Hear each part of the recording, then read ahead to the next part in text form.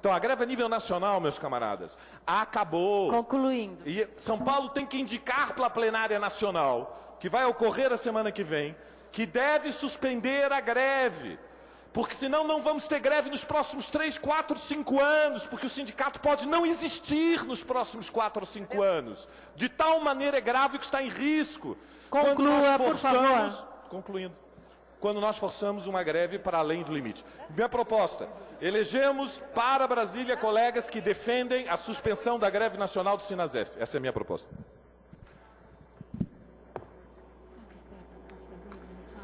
Professor Garabê, por favor.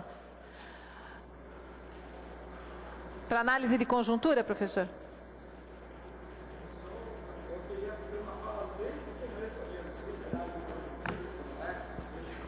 Por favor, professor, fale, que eu já fui acusada de parcialidade, eu não quero ser novamente.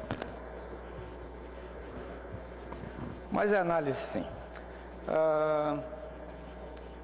Eu vi recentemente, agora, lá em cima, um pedido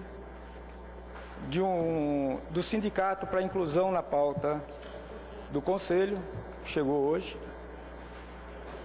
de uma discussão da 270, e com uma proposta que teria vindo da Assembleia.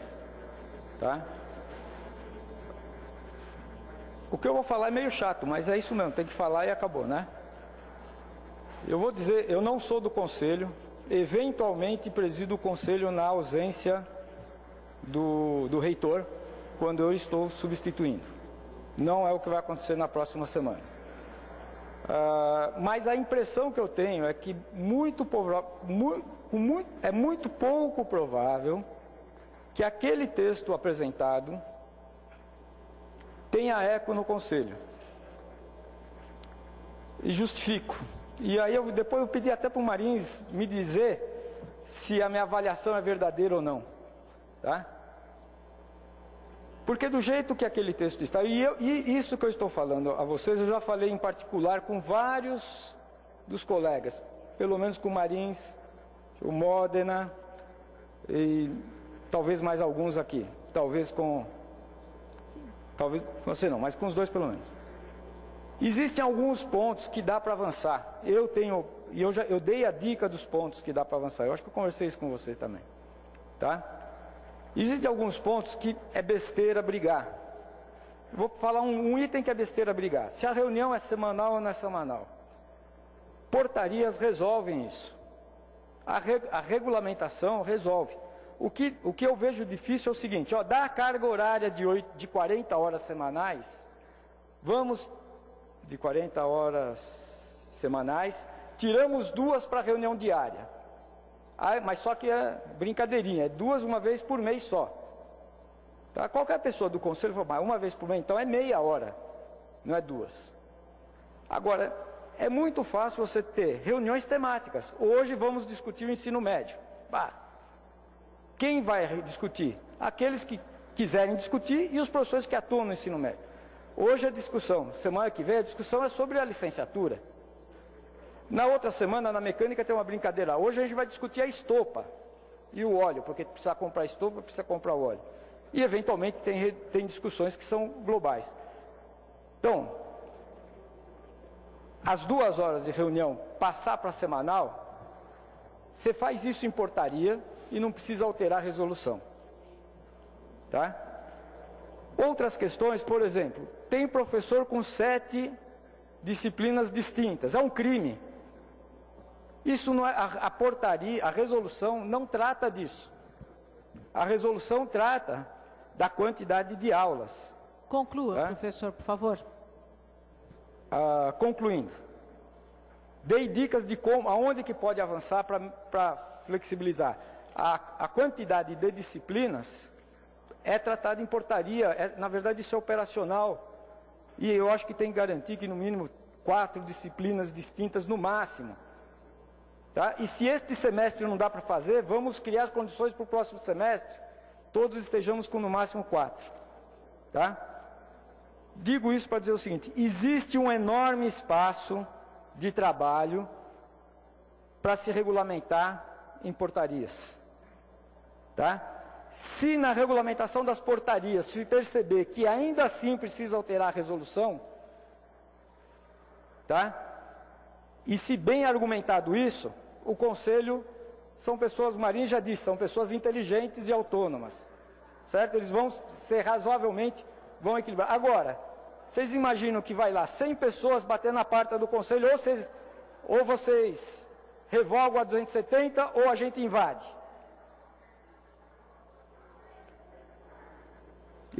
Me desculpa, Marins, eu não vejo efetividade nenhuma.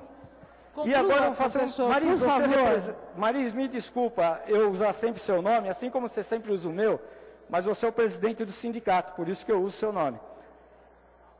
Eu já disse isso lá em junho, que até agora eu não vi uma proposta interessante para debater. Não vieram as propostas interessantes. Eu não li nenhuma proposta interessante, apesar de acusarem de que está sendo autoritário, está vindo de baixo para cima, etc, etc. Paulada veio de monte. Tá?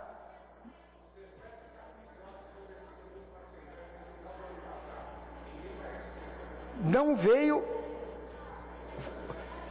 veio formalmente uma proposta completa, concisa, nesse sentido. Pessoal, eu não quero debater, eu só estou dando uma opinião de sindicalizado, tá? Eu estou falando como sindicalizado.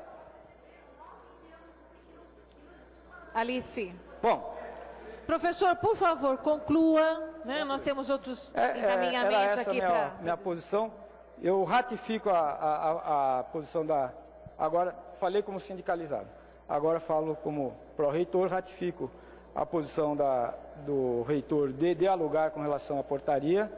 O texto que eu disse que a gente apresentaria, a minuta dele está aqui, se quiser eu posso ler, mas ele ainda está como minuta porque faltam alguns itens a serem acrescentados.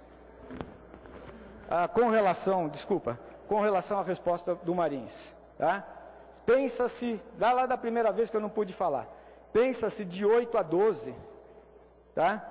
E o do 8 a 12 é por conta de impactos que isso poderia acontecer tanto para técnico administrativo quanto para docente. De 8 a 12. Só que, mesmo entre os diretores, mesmo entre os pró-reitores, há divergência.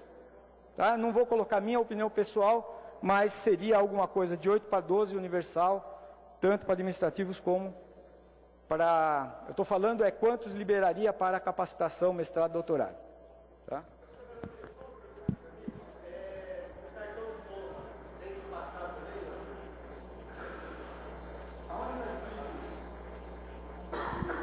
Bom, está encerrada a análise de conjuntura. Quem? O Patrick estava inscrito. Lembrei. Desculpe, Patrick. Olha, temos então Patrick, André, Márcio, a Lúcia e não avançamos ainda para o ponto 4. Na fala do Patrick, vamos encerrar as inscrições, ok? Bom, eu interpreto a análise de conjuntura como uma avaliação do cenário atual da greve e de fato, levando isso para a gente chegar a alguma conclusão se continuamos ou não no movimento. Bom, o que eu posso testemunhar para vocês, que eu tive em Brasília durante a semana passada, tanto acompanhando as reuniões do Comando Nacional de Greve, quanto também a gente havia ido também para participar de um acampamento que acabou não acontecendo e de um ato público na frente dos Ministérios do Planejamento e da Educação. Havia sido deliberado na 103ª plena que cada campus em greve levaria um representante para ter um quantitativo lá em Brasília de no mínimo umas 300 pessoas só na categoria de servidor. Mas o que de fato aconteceu lá foi que foram encaminhados muito poucos representantes e para o ato que ocorreu no MPOG, o que acabou gerando um volume significativo foram alunos de Brasília, de Goiás e de Cuiabá. Impressionante, foi quase 2 ônibus cheios de alunos de Cuiabá, e isso deu lá umas 250 pessoas.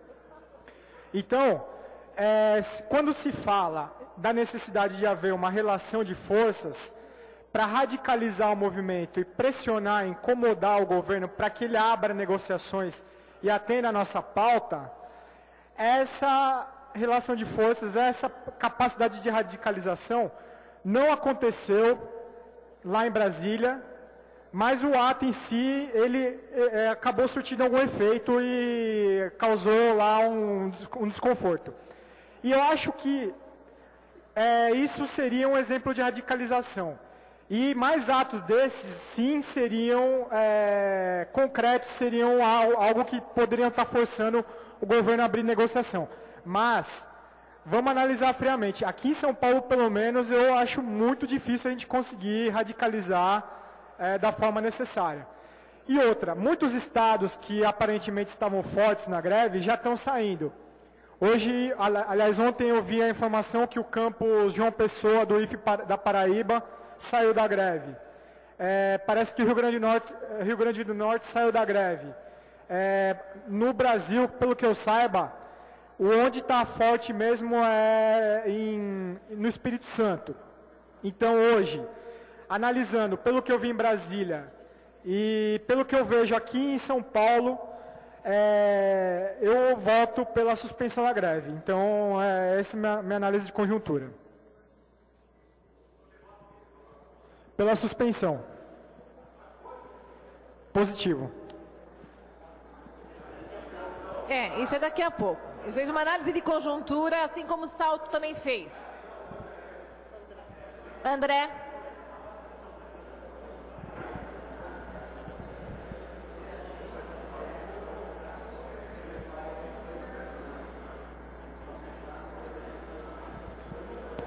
André.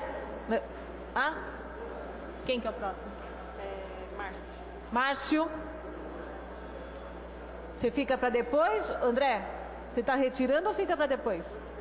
Tá. Márcio.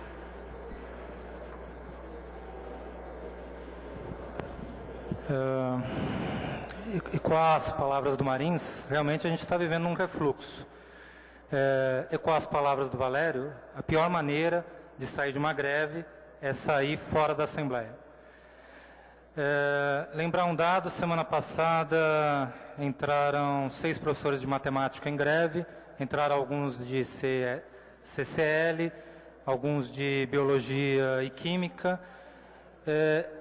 Isso deu um fôlego a mais. Esse fôlego a mais é suficiente para alguma coisa? É uma incógnita. Uma incógnita não.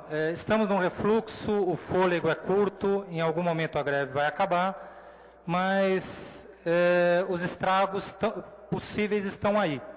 E principalmente tem o tempo do movimento, o tempo da coesão do movimento, o tempo da percepção do movimento, de como ele deve se desdobrar, e os alertas de como deve ser esse desdobrar do movimento. Eu estou defendendo a três assembleias também, tantas quanto o Valério, que temos que abrir negociação também. Eu acho que era o momento, eu acho que a gente tinha muita força, mas ao contrário das expectativas da maioria das pessoas, a greve não terminou há 3 semanas atrás, ela terminará semana que vem? Para nós, com certeza não, porque nós temos um motivo muito forte, interno e local, que mobiliza e dá um panorama um pouco diferente aqui dentro. Temos uma eleição ano que vem, sim, que repercute na cabeça de todo mundo, inclusive o desgaste de vir janeiro aqui, em professores e alunos, que repercute na cabeça de todo mundo na hora de tomar decisões.